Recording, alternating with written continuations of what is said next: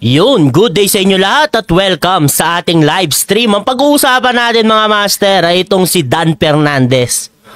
Mukhang matatalo si Dan sa darating na eleksyon ha. Ayon sa video na to, ang title nito, Dan Fernandez matatalo kay Sol Aragones bilang gobernador ng Laguna. Naku po, bakit kaya? Mukhang ito na yung ganti ng api ng mga ka-DDS natin dyan. Anyway, simulan na natin to mga master. Pero bago tayo magsimula, mag-shoutout muna tayo. Donalyn Ispar, shoutout sa iyo. At sa mga nanonood sa atin dyan, shoutout sa inyo lahat. O ito, panoorin na natin tong video na to. Itong video na to mga master ay galing sa YouTube channel ni Kalye Politika. So ngayon guys, pag-uusapan natin ang governor candidates sa Laguna. No, sino-sino sila? Number 1, Dan Fernandez, aka Mr. Google, sabi ni Mr. Topacio. AKA Google, ang putik yan. So number 2, Sol Aragones. Isa siyang broadcaster, no, sa ABS-CBN. Tapos naging congressman, no, congresswoman. Pangatlo, si Karen Agapay, no, vice Kala ko si Karen Davila, governor ngayon ng Laguna. Pang-apat, si Hernandez. Hernandez, asawa ng governor namin ngayon sa Laguna. So parang nakakalito yun ha, Hernandez, no? Azarcon, Joby, shoutout sa iyo. Lahat sila guys. Bet, shoutout sa iyo. Lahat sila may impluwensyang tao. Bali, 4 ang tatakbong governor. Bali, si Dan Fernandez tatakbong governor ngayon. So isa-isay natin. So sa Laguna guys, pag tumakbo ang governor, so ang Laguna, meron siyang meron akong kodi ko. Pinaghandaan ko talaga to. Ang Laguna guys, meron siyang 20 billion income last 2023. Last year lang, 20 billion pesos plus minus na, no? Tapos, meron siyang 2 million plus registered voters sa Laguna. 2 million plus? Guys. So, ng last 2022 election, ang bumoto kay BP Sara bilang Vice President is 800,000. Wow! 800,000, almost kalahati ng mga bumoto doon. Ay sabi niya, 'di ba 2 million ang botante doon sa Laguna. Ang bumoto kay BP Sara 800,000. Almost kalahati, 'di ba? Voters. Laki na niyan guys. So sa 2 million minus 800,000, so meron na lang 1.2. So ang supporters ni BP Sara sa 2 million voters sa Laguna is 800,000 voters sa Laguna. No. So, alikap lang sa Laguna. Tapos ang Laguna pala guys, tinatawag na Detroit of the Philippines. Gawa ng mga ng mga automotives company sa Pilipinas like Nissan, Toyota. Kaya pala malaki ang income, no? Paggawaan pala talaga yung Laguna. Sa bagay, no, marami talagang factory diyan. Mamu Joe, shoutout sa'yo. Talo yan dito sa amin sa Laguna. Good news. Good news. Cesar Gabriel, shoutout sa'yo. No. So, yun. Kaya tinawag sa Detroit of the Philippines. Tapos tinatawag niya yung Laguna Silicon Valley of the Philippines. Gawa ng mga technopark niya, mga semiconductor, nung ginagawa sa Technoport sa Laguna. So, ang Laguna talaga is malaki income nito. Kasi daming company nito eh. So, nagtrabaho din ako dyan sa Technoport. No? So, ang Laguna, merong 4 na distrito. No? Lone District, Biñan, Santa Rosa, Calamba, tapos 4 District, 3rd District. No? So, pag-uusapan natin mga gobernador. No? Yan. So, kung sino yung posibleng manalo bilang gobernador ng Laguna. So, iisa-isay natin mga Ito lang, no? Paano kaya pag natalo? May iiyak talaga. Putik yan. Cesar Gabriel, shoutout sa'yo. Di pala naka-automatic up tong natin. Si Dan Fernandez, guys, ang partido niya is NUP, National Unity Party. Hey, so, alam na. Party na to. So, nationwide to. Pangatlo, guys, si Karen, yung Vice Governor ngayon, si Karen, siya, Federal Party of the Philippines. So, tong FPP, ito yung partido ni BBM, no? Federal part of the Philippines. So, doon siya kasama. Sa admin party, si Karen. So, medyo malakas din si Vice Governor kung sa partido na pag-uusapan. Kasi, kalyado niya ang kapartido niya ang presidente ng Pilipinas. Pangatlo guys, pang-apat si Hernandez. No, lakas si MD. Sino ba yung lakas si MD yan guys? Partido to ni Martin Romualdez. So parang maghahati-hati ang mga botohan nito, no? Kasi may Romualdez. Ay alam naman natin itong si Dan Fernandez din eh. Tropa Pips din yan, di ba? Mukhang magkakahati-hatian sila ng boto dyan ah. No, pang-apat pala. Ito pang-apat, sorry. Pangatlo pala siya nanin. Pang-apat, Sol Aragones. Anong partido ni Sol Aragones? Dati, PDP laban siya eh. Pati si Hernandez, PDP laban yan eh. So ngayon si Sol, nagtayo siya ng sarili niyang party list. Sariling party. Ang tawag is Akay. Akay ni Sol. So wala siyang ganong members, Akay, katatayo lang. Okay, parang ang labas nito parang independent, di ba? Kasi nagtayo siya ng sarili niyang grupo. 6 months ago. So, sino mga posibleng manalo bilang gobernador? So, kung pagbabasihan ko guys, yung partido ngayon ng administration, si BBM, PFP, pati lakas si Evan D. Hernandez, mahati boto rito guys. Tama. Kay Karen, pati kay Hernandez.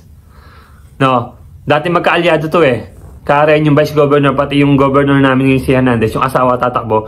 So ano to guys, tawag rito, dati magkaampe, tapos yung partido nila guys, parehong alyansa.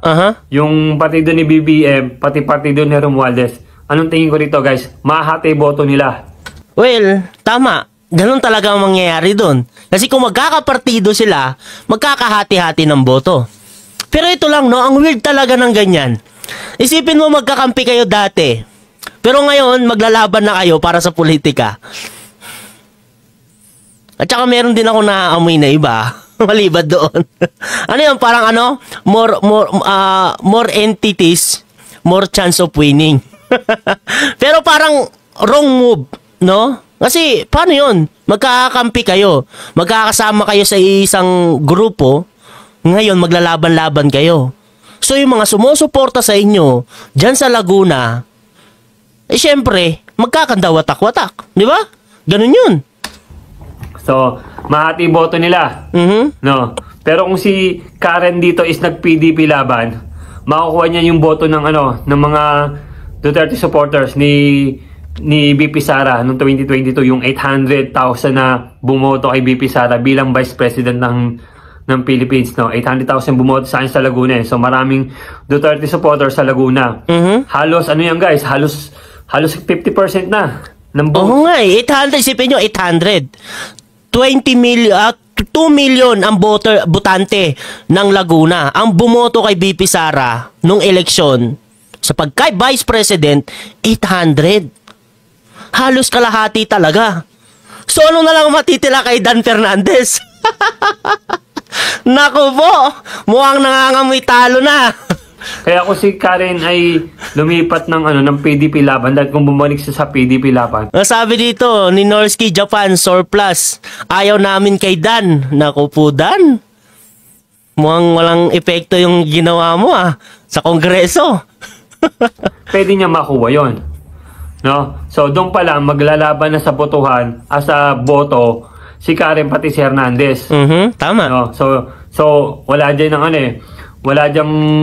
wala diyang PDP laban sa dalawa, isa ng yan, BBM supporters pati Romualdez. No, so maghahati yung boto kung sino susuportahan ni BBM pati ni susuportahan ni Romualdez. Dito guys, pumasok si Dan Fernandez. Oo nga, bakit siya pumasok? May kaalyado na siya na umakyat sa gobernador. Alam naman natin si Dan Fernandez sa Kongreso, kaalyado to ni Romualdez. Tama. Sa Quadcom, natatanda niyo sa Quadcom, guys. Tama. No. So sabi sabi dito, Dan Fernandez ka na. yung Dan mo, napalitan na ng letter. Naging Dan. Tapos na. Naalala ko ng nagsalita si Dan Fernandez sa Congress, sa Quadcom na kung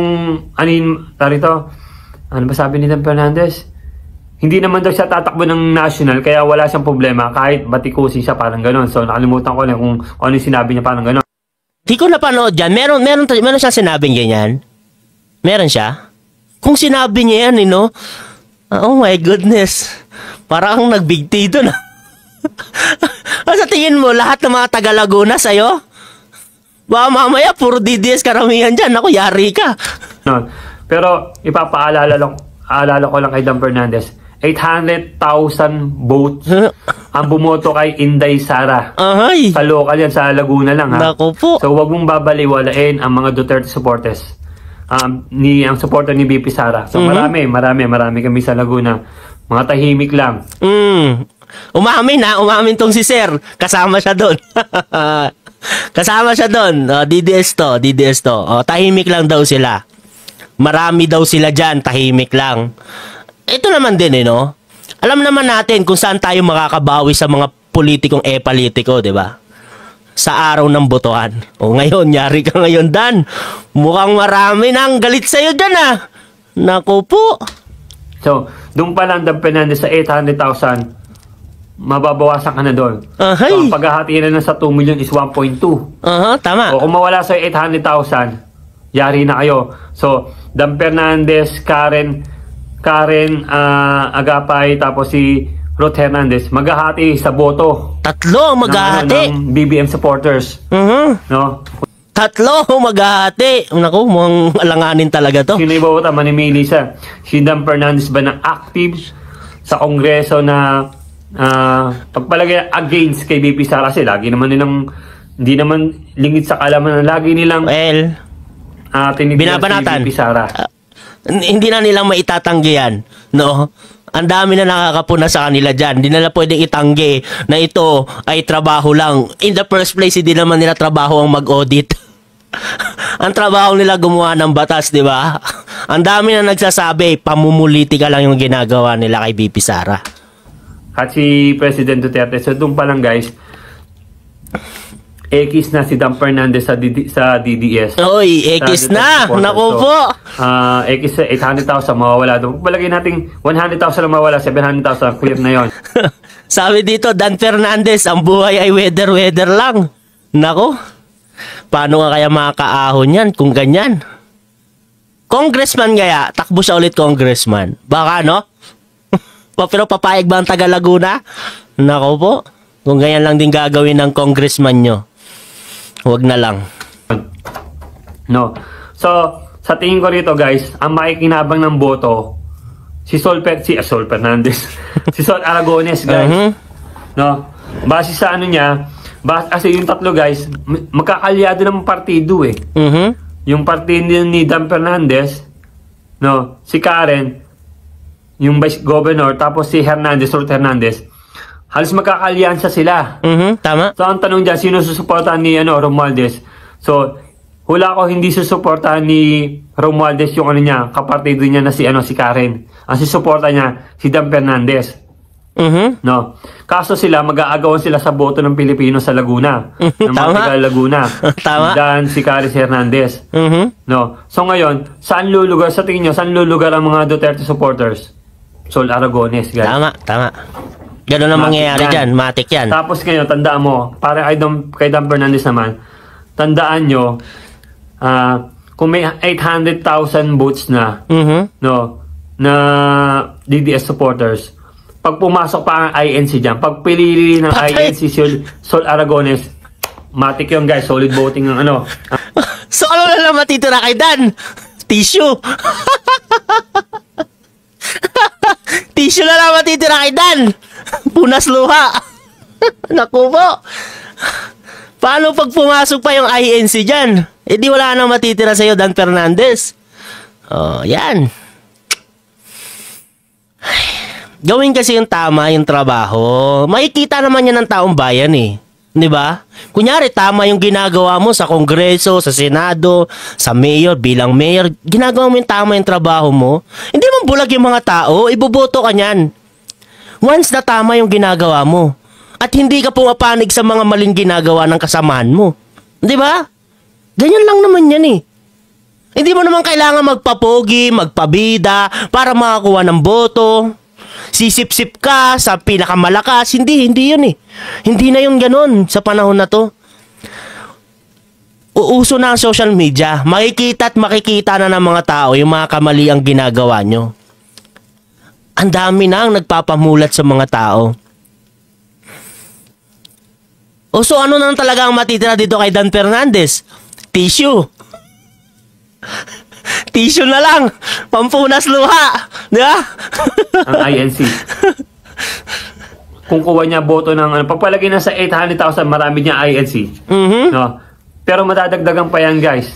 No? So yung 2 million voters, guys, no? Yung 2 million, hatiin niyo na lang yung 1.2 sa tatlo kay Dan, kay Karen, kay Hernandez, no? So, well, parang ang pag-aasa na lang dito ni Dan Fernandez, yung boto na yon na 1.2 ay boboto sa kanya lahat. Yun na lang yung pag-aasa niya, manalo. Sa tingin ko rito, ang maglalaban, si Sol, pagpalagay natin si Hernandez, pangatlo si Dan. Pero talagang sa tingin ko rito, manalo si Sol Aragones, guys. No? Wala siyang kalyadong, party, solo lang siya. Si Sol lang siya. Tinayo niya yung Akay Sol. So, pangalawang pagkakataon na to ni Sol na bilang tumakbo bilang gobernador. So, ganun din naman si Dan Fernandez. So, kaso, yung mga partido nila, guys. Hati-hati. Alliance sila. So, mahahati ngayon kung sino susuportahan. No? Sa tingin ko, i-abandon dito ni Romualdez si Karen. Hindi mo sasabihin. Pero ang susuportahan niya rito kasi si Dan Fernandez is congressman. Tama. No, so natural.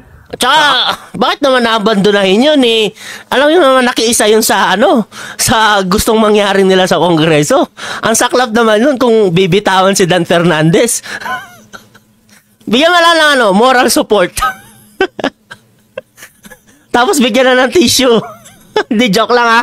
No, mamaya mayroon ditong Dan Fernandez supporter. Labas ka na. Ang daming galit kay Dan dito.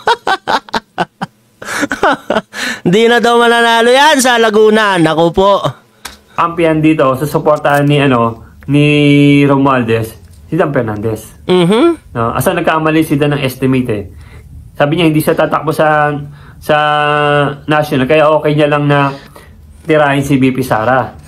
Talaga ba? May sinabi siyang ganon? Itong si Dan Fernandez? Oh my goodness. Ano sa tingin mo? Yung mga tao sa Laguna, walang supporter si BP Sara? Alam mo ang pinaka-safe na sabihin dyan? No? Kaplastikan na lang, di ba? Kaplastikan na lang. Nasabihin mo lang, ginagawa ko lang yung trabaho ko. Ganun lang. Kahit hindi mo naman trabaho talaga yun na mag-audit. Legislative ang putik yan. Kung ano-anong pinaggagawa, naging judiciary na. Ano ngayon? Dan Fernandez, nako po, ayusin mo na English mo.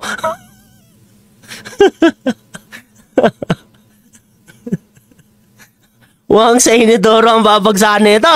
Pero nagkamali siya, ang dami suporta sa Laguna, 800,000 bumoto doon. Yari ka, Dan. So, walang halong chemical, pure political, na ang mananalo, Sol Aragones. Hindi ako bayad ni Sol Aragones, hindi ko siya nakita personal, hindi niya ako kilala. Kilala ko sa gawa sa TV. So, pinag-aralan ko lang. Kahit dito sa comment section, nakikita ko puro Sol Aragones. Guys, no? So, baka naman umiyak si Dan Fernandez na tinitira ko siya. Ay, nako, yari ka. Yari ka, mamamarkahan ka. Anong pangalan mo? Anong pangalan mo? Kalye Politika. Yan, mga master, pakisubscribe po si Sir Kalye Politika, no? Taga Laguna, yan. Suportahan nyo to, mga taga Laguna dyan. Vlogger ng Laguna yan. Yan, suportahan nyo yan. Although hindi niya naman ako kilala pa. Makikilala ka na ngayon. Ikaw ina-analysis mo yung pagkatalo ko Alam mo naman na malapit na Malapit na sa kubeta. Shoot sa Inidoro. Alam niya namang pipitsuging lang ako, content creator. So, Nako? sa tingin ko lang guys, no, makukuha talaga ni Sol Aragones dito yung mga boto ng mga Duterte supporters. Tapos well, ganun talaga ang mangyayari, no? Kasi isipin nyo yung tatlo, kaalyado ng administrasyon nila Tambaluslos. Malabo naman iboto yon ng mga Duterte supporter, di ba? Ang labo nun. Dito, ang deciding point talaga rito na INC, kung sino suportahan ng INC, kung sino suportahan ng INC si Sol Aragones, matik nyo guys. No? Landslide na ba? Malaking pag-angat sa karir ni Sol Aragones to. No, kasi wala siyang national party eh. Gumawa lang siya 6 months ago ng party. Tapos pag nanalo siya guys, malaking political career ni Sol Aragones to. Susunod, pwede siyang tumakbo na senator. Uy, papasok sa Senate. Or tapusin niya muna yung 3 terms niya as governor. No, kung manalo siya rito guys, pwede pa siyang manalo sa second term if maganda yung pamamalaan niya sa Laguna. No? So, dati kasi nag-PDP laban to 2016 eh. Oh, okay. Sumali siya sa PDP laban, kala Tatay Digong. Alam niyo naman ng mga politician, kung kanino administration, doon sila kakabit. So, lalo na sa mga Hernandez. So, kilala niyo Hernandez. Kung PDP laban ako po, PDP laban sila. Uy, may ganong issue pala ang mga Hernandez. No?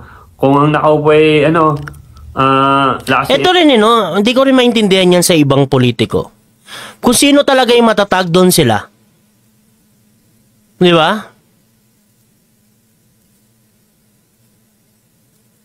Kasi kung tatakbo ka naman sa bayan nyo, makikita naman ng taong bayan niya kung ginagawa mo talaga yung trabaho mo eh. Di ba? Kung talagang ka sa bayan eh. Trabahong bayan talaga yung gusto mo, makikita yan ng taong bayan at iboboto ka nila. Hindi mo kailangan ng malakas sa partido. Kasi tao naman ang magdi-decide sa'yo eh. Hindi na kasi uso talaga ngayon yung papogi sa totoo lang. Sobrang, di ba? Hini-hate na ng taong bayan yan. Yang papuro papogi na yan. Bigay ayuda, di ba? Palakasan system. Wala na, gising na ang taong bayan. Alam na yung pinaggagawa niyong kalokohan. Pero sabi ko nga rin, pag may paayuda sila, tanggapin nyo. Total sa atin naman din yan eh. Pero huwag nyo iboto. Kasi kung ganun lang ang diskarte nila para manalo, magpapapogi, mamimigay ng ayuda, lalabas lang pag election, nako, red flag na yan. Huwag nyo nang iboto yan.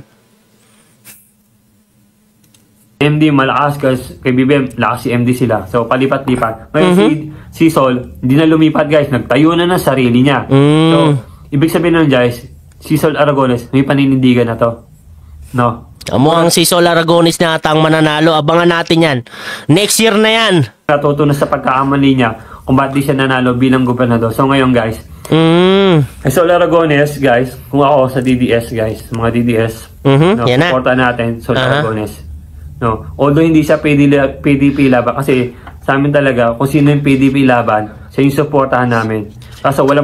Sabi dito ni Rachel Isdad, Sol Aragones kahit pa ABS-CBN siya dati pero di naman rated sa media. Rated sa media ang personality. Tama. Eh kung meron talaga siyang dugong politika at alam naman niya yung ginagawa niya, yun naman din yung natin dyan eh. Kung alam niya yung gagawin niya, sa tingin ko, kakayanin, di ba? Kaysa naman talaga sa mga walang alam. Puro pabida lang. Ang PDP laban dito, Sol Aragones talaga ang no. So, sa tingin ko guys, Sol Aragones to. Nako po, Dan Fernandez. Sugang iiyak, no. At i-google mo to guys. Dan Fernandez, sasabihin sa'yo ng Google. No? Ano yan? Sol Aragones tayo. Ay, sakit. Vlogger ng Laguna. Oh, sabi, kahit daw mag-google tayo, ang lalabas, Sol Aragones tayo. Nako po, Dan. Ano nangyari? Mukhang hindi epekto yung yung tuwad ko No, so sa mga supporters ni Sol Aragones dyan, matutuwa rito. Sa supporters ng tatlo, mukhang disagree sila sa akin. Pero sa akin guys, syempre, disagree talaga sila sa iyo. Pinag-aralan ko lang. Well, tama naman yung analysis na ginawa niya. Kasi nga magkakaalyado tong tatlo. Magkakapartido. So, pag talagang naglaban-laban sila, mahati talaga yung boto sa kanila. Di ba? Ganun talaga. Eh, ang dami palang solid Duterte dyan sa Laguna. Isipin nyo, 800 ang bumoto kay BP Sara. Di ba? Paano pag sinabayan pa ng INC yan? Eh di, kung sino man yung i-endorso ng INC, sigurado na. Shoot na sa banga. Yung iba, bigyan na lang tissue. Iyak na lang sa Gedli. Takbo ka ulit, congressman. Malay mo, di ba? Malay mo. Makalusot pa. Malay mo lang naman. Analyze ko lang kung ano sakaling kung sino pwedeng manalo. So, bumaliktad ang kasikatan nila dahil sa Quadcom. Sukat ba talaga sila sa Laguna? Hindi ko rin kasi alam eh. Kasi hindi naman tayo taga Laguna, no? Sikat ba talaga sila sa Laguna? So, parang nasira yung pangalan nila dahil sa kaka-Quadcom nila. Ganun ba? O dahil kay Dan? Parang ganun ang nangyayari, no? Dahil kay Dan. Nako po. kung pabor kayo sa akin, pa-comment. Kung hindi naman, pa-comment din. At baka mag-iba pa yung perception ko. Pero sa ngayon, guys, medyo matagal pa naman. So, Sol Aragones, kung ako Sol Aragones, magkakataon mo ito para mga INC, pati mga Duterte supporters. So, i-avoid mo lang magsalita against Duterte, makukuha mo support ng mga ng mga DDS eh. No? Kasi si Karin kasi kaalyado ng kapartido ni BBM eh. Si Hernandez, lakas si MD, kapartido ni Romualdez, Dan Fernandez, alyado to ni ni House Speaker Romualdez din eh. So, yung yung tatlo na yun maglalaban-laban sa boto ng BBM supporters. So ngayon nakakalimutan Dan Fernandez, DDS, 800,000. Tapos INC pa. Pag pinpoint ng INC na Sir Aragones tayo, nako po. Na. Oh, sa mga taga Laguna dyan, regaluhan nyo na lang ng tissue. Si Dan Fernandez. Tissue. Bawi na lang. Bawi na lang next life. Hindi joke lang ah. Pero bawi na lang, di ba? Bawi na lang talaga. Magtrabaho kasi na maayos. Yan kasi dapat yung the best dyan. Pag mali na yung ginagawa ng kasamaan mo, wag ka na sumausaw. Hindi naman sila sisikat dyan eh. Sa totoo lang eh. Hindi sila sisikat dyan. Kitang-kita na ng taong bayan yan. Kaya tama na yung puro papogi. Naku po. No, malaking lipap sa sa Karen ni Shoutout, Pami Laguna kami. Sa Aragones. No. So, ako naman talaga, ang gusto ko ng PDP laban. Nang tinignan ko yung mga partido nila, wala ng PDP laban, guys. No, so, well, no, marami na talagang bumaba. Umalay sa partido nila Tatay Digong, yung PDP laban. Ganyan naman kasi talaga yung nangyayari. Kada nagpapalit ng administration, no? Sol ako. So, sa mga DDS supporter niya katulad ko, magsasal Aragones ako, guys. No, kayo ba? Oh, mga taga Laguna dyan, agree ba kayo sa kanya? Ba kasi sinabi ko. So, Kalye Politika nga pala, pa-like ng channel ko sa YouTube, and thank you guys. Pa-comment and share sa mga taga Laguna para alam nyo. Bye. Yan, mga master, no? Paki-subscribe po si Kalye Politico. Yan. Mga taga Laguna dyan, subscribe nyo to kasi para updated kayo. Sa tingin ko, mag-update na to sa inyo lagi. Pero, may iiyak talaga dito. Nako, Quadcom pa more. Walang kwenta yung pabida sa Quadcom ah. May issue pa ng gapangan itong si Dan Fernandez. Kaya nga, pagkakatiwalaan nyo pa ba yung ganyan? Kahit ako, parang hirap na pagkatiwalaan. Yung ginagawa nga nilang hearing sa Senado, sa Kongreso, parang ang hirap ng maniwala eh. Maniniwala ka pa ba sa tao? Di ba? Parang ang hirap din. Anyway, mga master, agad dito na lang tayo at maraming salamat sa pagsama sa ating live stream. Ingat kayo palagi. God bless po sa inyo.